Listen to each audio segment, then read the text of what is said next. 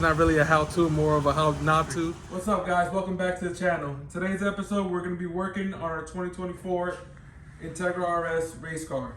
So as you guys know, we just fixed the front end of this car, and it's automatic. So in order to get this car so it's drivable on Sunday at our first event of this year, we need to remove the transmission and put a manual transmission in there. We have a variety of transmissions to pick from. We'll go over that in a second. But the first thing is we have to remove everything, because the first order of business is going to be removing this automatic transmission and then figuring out what we have to do next. So unfortunately, there's going to be a lot of time lapse in this video, but we'll try to keep it as condensed as possible because there's a lot we have to do and not enough time. So let's get to it.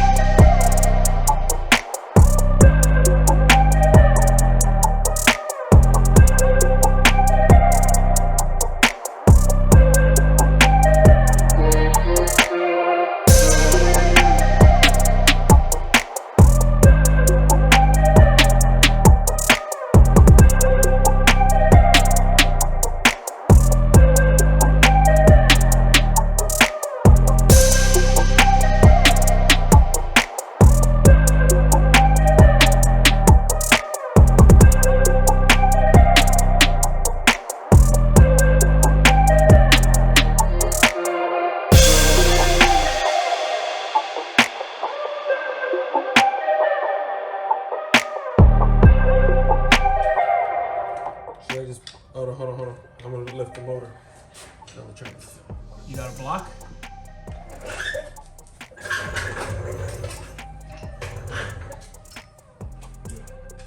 And the other thing would be to just take out the mesh. It's gonna make a mess of transfer. I mean, it's 803. We're gonna have a mess on our hands either way. I'll come from the header.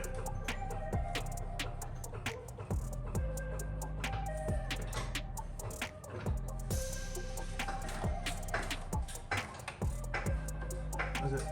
Yeah, but we're gonna have to put another jack underneath because you're gonna fall. Oh.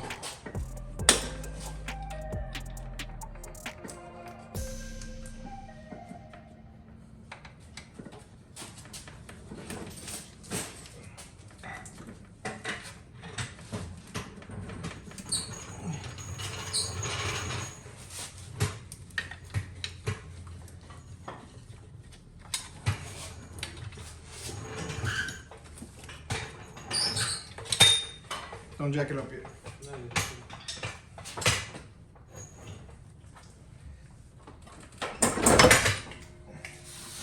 Well, that was anticlimactic. It's expecting like this big celebration. Drop it. That was whack.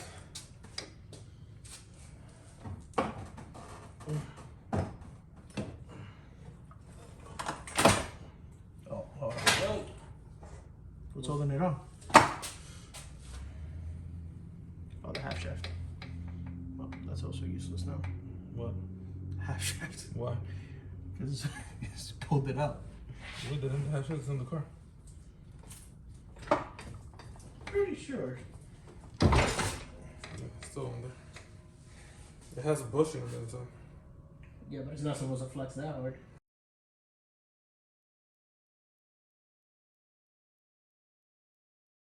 So this thing is just absolute garbage. It was pretty easy. Ran into a couple hiccups. One of the torque mount bolts is stripped, and then, but other than that, Brother Lewis worked on removing all the stuff underneath, and I got everything up top off. So we combated some things just not having the right tools. I think we would have been done much quicker.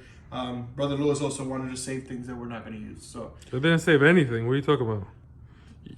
You also try to sawzall this, and it took me less time to remove the 12, to loosen the 12, that 12 right there, than it took him to, like, where did he try to sawzall this? You can't even see.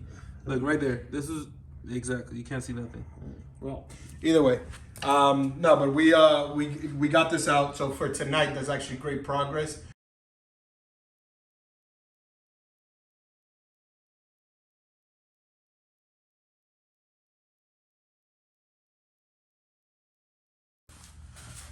Alright, time to unbox all this crap, because Cousin Gary is under the car changing the rear main, and we need to get this ready to put this on. I'll show you guys the trans mount in a bit. It was a nightmare. Honestly, I should have just spent the $160 and bought that mount. Alright, so pilot bearing, clutch alignment tool, pressure plate, clutch disc, bolt. Don't know what this is. Made in China. Oh, throttle bearing, lip. Somebody tell me what this is. This looks like one of those fuel line kits. I don't know what that is. Ooh. Yes, sir. Nice mint flywheel. Does it go like this? Or does it go like this? It goes like this. Ooh, we need to find the torque sequence for this. Alright. So this is all we need, right? Oh, the bolts. Where's the bigger box? These are the clutch bolts. And these are the ARP flywheel bolts. Surprised he ordered this. Oh, assembly lube. Ultra torque. Perfect. That's exactly what we need. So, anything else? This is it, right? Cousin Journey's behind the camera. Show yourself. No, that's good. Let me see it. You got everything. That's it. It's Cousin Journey right there. Alright. So, let's go give you guys an update on the trans mount. It was a mistake to do this. Again, should have just bought. Learn from my mistakes. Just should have just bought the torque mount, the auto to manual mount. So we're gonna look at it from afar. You can see some welds there. I primered it black. Looks good. It's a little red. Eventually, we have to redo this whole bay. So we're not gonna give this too much attention. It's a race car. What is it, Cousin Gary? Race car. There you go. So Cousin Gary's taking off the rear main. This thing is caked in here. Yeah, there's leaking oil from everything possible. So we'll update you guys when the clutch is in, because we have to pick from 3 different transmissions, and we're gonna go from there.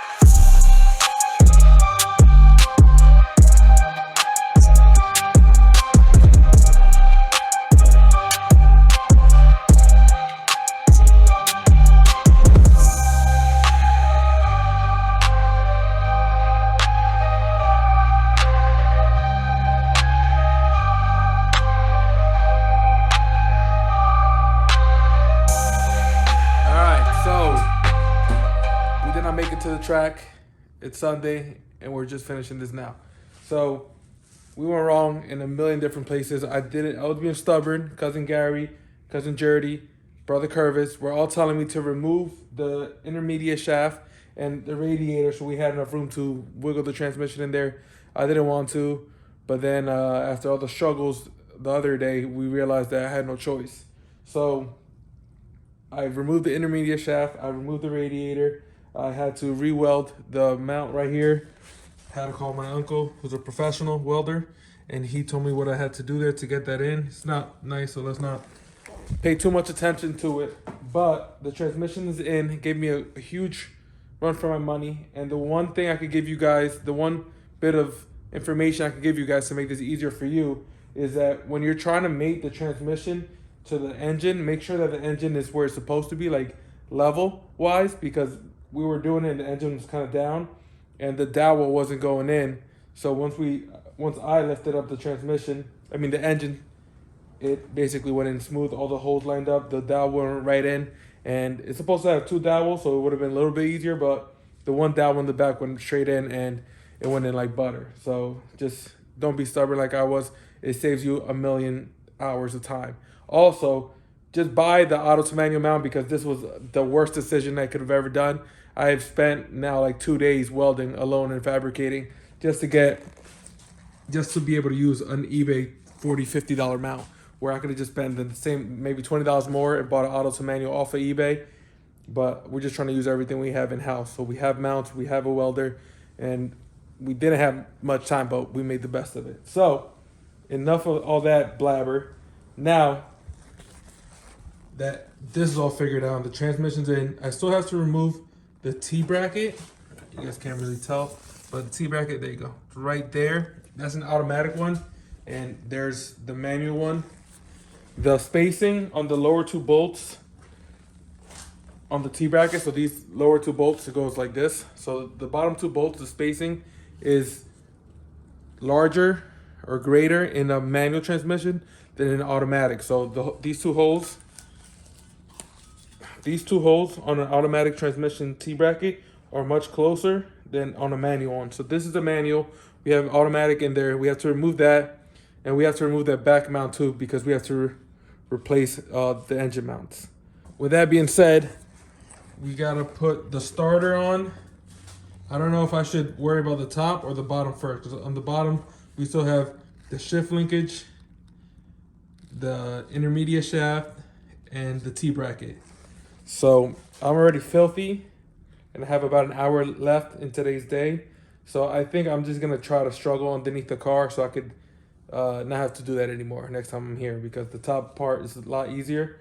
So fortunately, there's not much to record on there. I don't have the angles to show you guys or the lights. So I'll see you guys in a snap. As you can see, the motor and transmission are finally all the way up. All the mounts have been put up. This mount, it's a little cockeyed, but they all deserve love. So we're gonna ignore that. We're gonna put a nice big intake here. Nobody's ever gonna see that. We finally got the T-bracket on with the rear mount, and everything's bolted up. So with that being said, I just wanna give a super shout out to Brother Curvis for coming to help me do this, because as you guys know, the other day with Cousin Jerdy and Cousin Gary, I was here by myself. We were struggling to get it on.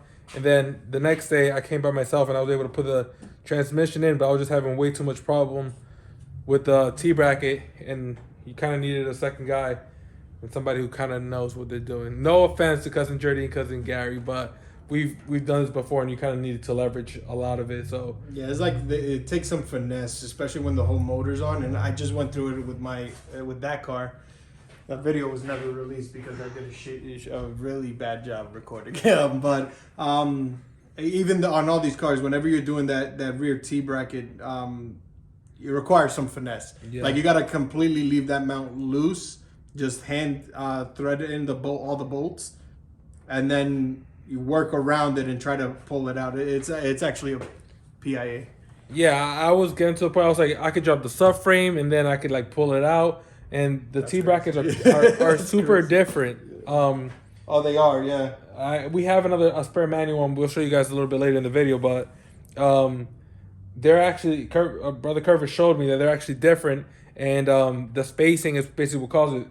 I was underneath the car putting the manual one in. You guys can see right there, putting the manual one in, and literally you just dropped it from the top. Yeah, because so what happens is the basically where it bolts to the trans is it's basically it goes like this for a manual trans, and then for automatic it's like spaced out a lot longer. So what happens is they end up hitting everything. So and that's what we were facing. So Yeah, so Cousin Jordy, if you're watching this, and Cousin Gary, we didn't even get this far, so I wasn't throwing any shade at you guys. But also, that's why when we were trying to get the bolts to line up on the T-bracket, it wasn't lining up because the spacing is not only different on the two lower holes, but the also bottom bracket is completely moved. Exactly. So that's why we were only able to get one, and we kept having trouble with the top one. My fault, not yours. But thank you for the help. So, what's next? So now a lot of buttoning up. So taking care of the whole shifter cable, automatic shifter. Yeah, I getting did rid of that. I did get a little head start of that, but that requires me to go under the car again. Yeah, under the car and a lot of drilling, which is not the worst thing. I found out that by the guy who was supposed to sponsor us. Well, we were trying to get sponsored by the bracket that he sells. He has a video on it, and 94 to 95 are different than 96 and up. So on the 96 and up, you gotta cut that stuff out. Yeah. On the 95, it's just a little bracket that bolts up. You just pull it down and just cover it up. Oh, cool. So then putting up the e-brake and then a lot of buttoning up, but it's from here it's a walk in the park. Oh yeah, from here we did the hardest part. Yeah, and then as you guys can see, this thing is caked in oil. So we'll address that everywhere. Like the transmission, it's sad that the transmission is the cleanest part of this engine bay right now. So, but like I said earlier in the video, this unfortunately this happened, but it allows us to take a deeper dive into the car and get it that much more ready for the next our first event.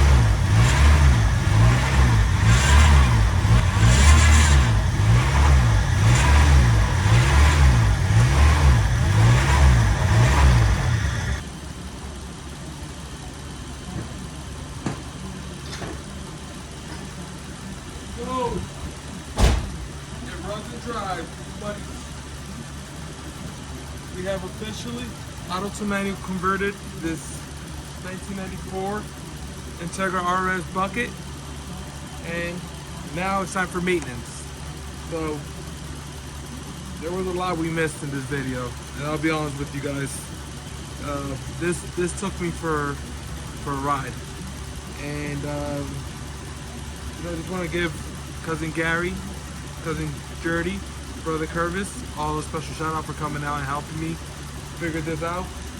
It was not figuring, it was just a lot of doing. It's been a while since we did something like this. Maybe the first time ever. But actually no, it's not the first time because, well, let's not get into it. But it's all said and done. We still gotta bleed the coolant. There's oil leaks everywhere. Let me show you guys all these oil leaks.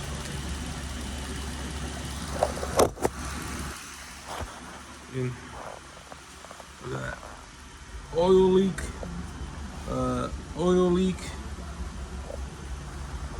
oil leak. So there's a ton of stuff that we still gotta do. This intake is not really intaking, but the freshest things on this engine bay right now is gonna be not that, but now the reservoir, because I just used one I had and I stole the bracket from Brother Curvis. Thank you for that. The master's new and the hose is new, and the slave is also new. Clutch is new, flywheel's new, shift linkage is used, everything is used. So with that being said, guys, thank you for tuning in. I'm sorry this is not really a how-to, more of a how not to. And I'll put links in the description down below of all the forums and threads that I've used to help me with this, and maybe some videos. But if you have any questions, put them in the comments down below and I'll make sure to answer them, because Learn through me. Don't go through this yourself. See you on the next one.